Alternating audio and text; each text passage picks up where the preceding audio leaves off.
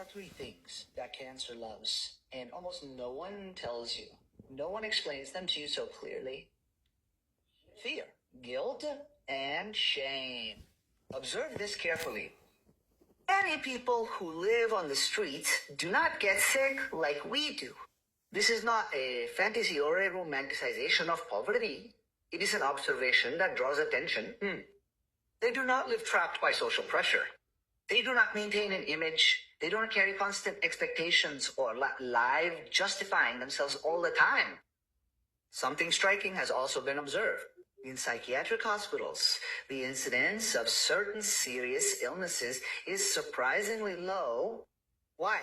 Because in many cases, fear of the future, guilt about the past, or shame for not meeting society's expectations do not predominate yet.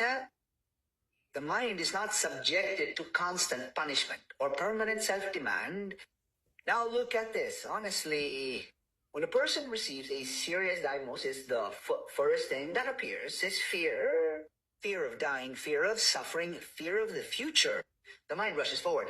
It imagines scenarios. It is filled with guilt and shame. At this stage, the body receives a very strong emotional shock. But when that person eventually stops anticipating, stops fighting with what could happen, and stops living in that constant fear, something changes. When the mind stops punishing the body every day, the body stops receiving that continuous load.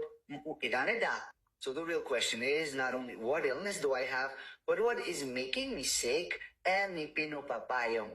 And what makes me sick is not the isolated emotion, but the internal incoherence.